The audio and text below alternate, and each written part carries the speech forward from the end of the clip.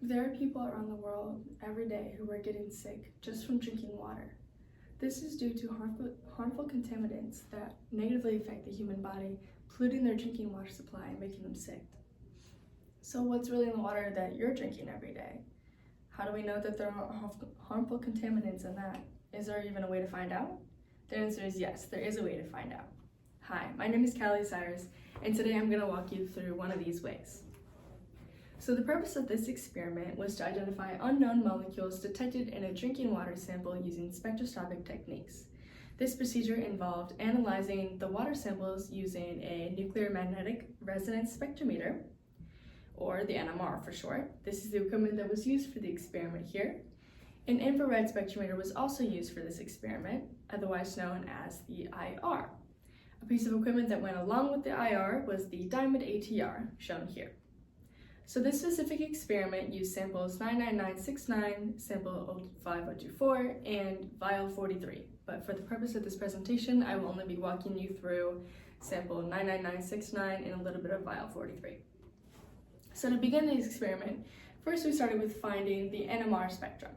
This is done by combining 0.35 milliliters of the unknown sample from vial 43, here, and then combining that with 0.35 milliliters of deuterated chloroform, and placing that solution inside of the NMR spectrometer with a frequency of 90 megahertz to measure the spectrum.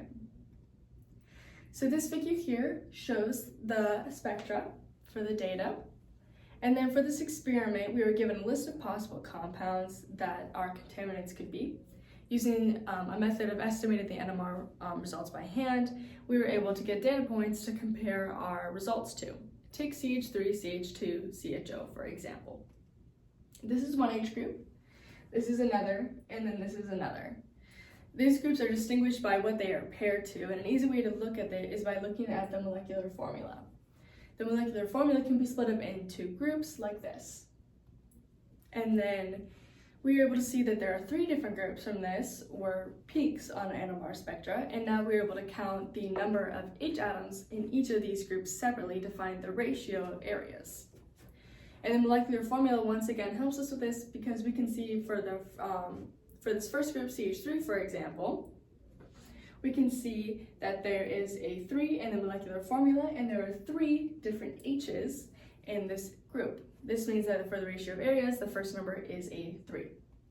By using this logic, we can figure out the rest of the ratio, and we know that for the ratio, there should be 3 different numbers because of 3 different peaks.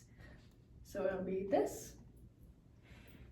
And then by using this method, the rest of this chart was filled out here. And then going back to the NMR spectrum for the sample, we were able to see from the graph that there are 2 peaks with a roughly 1 to 1.5 ratio.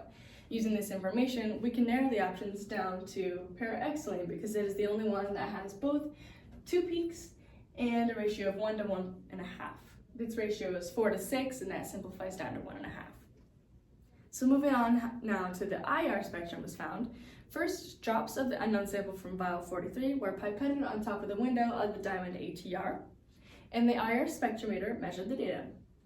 This figure here shows the spectra for the sample, and then we can see the IR spectra gives us these dips or peaks that indicate the absorption of the wavelength that prove the presence of a certain functional group, because each functional group will have a certain range that they will absorb from, shown here in this table. And using the Lewis structures of the possible compounds in this chart here, we were able to predict the appearance of the IR spectra for each of the compounds, evidenced by this chart here. Each X represents the presence of that functional group in the corresponding compound, and then they should therefore have a peak in that specific region in the IR spectrum.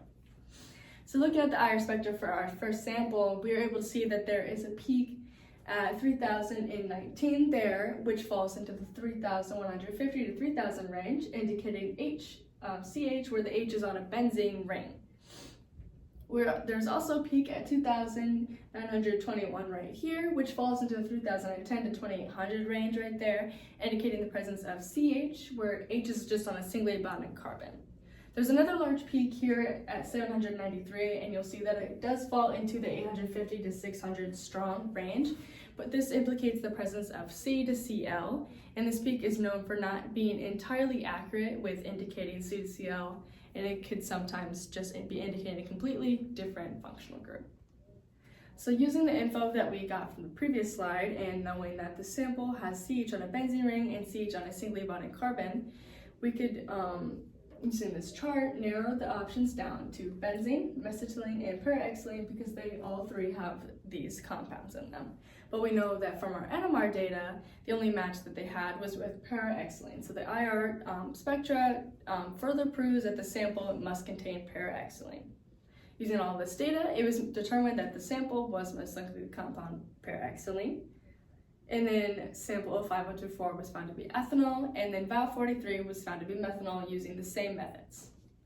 So if the molecules discovered during this experiment are ever found in the drinking water supply, it can have many effects on human health depending on the one that was found. And besides just human health effects, there are many potential environmental effects as well. So for this first sample, the presence of para-xylene in the water is a cause for concern. Long-term health effects include damage to the liver, kidneys, nervous system, and according to the U.S. Environmental Protection Agency, for the environment, aquatic life such as fish will experience high chronic toxicity. And then for the second sample, 05024, the presence of ethanol can be a result of many different contaminants such as industrial waste, fermentation by microorganisms, agricultural runoff, or even fuel spills, according to the Massachusetts Department of Environmental Protection. And according to a study done in 1995 about alcoholic liver disease, ethanol can exert a toxicological effect due to its effect on immunological functions. This is evidenced by feeling drunk when drinking alcohol, which is made up of ethanol. For the environment, ethanol in the water can lead to hypoxia, which is caused by the overconsumption of oxygen by ethanol. So for this last sample, vial 43, the presence of methanol in the water supply, unlike ethanol, is a cause for major concern. Even in small concentrations, methanol is highly toxic. Long-term health effects include metabolic acidosis, blindness, nervous system damage, and even death, according to the Australian Department of Climate Change, Energy and the Environment and Water. And then for the environment, if methanol is found, it can mean very bad things. Particularly for aquatic life, it could lead to death for most organisms living in the water if exposed to it for a long enough time. So to summarize, the goal of this experiment was to identify the unknown contaminants present in these 3 contaminated water samples using NMR and IR spectra. The presence of these molecules in drinking water could pose serious health risks, as evidenced by this discussion for both humans and the environment. Thank you for listening today. That's all.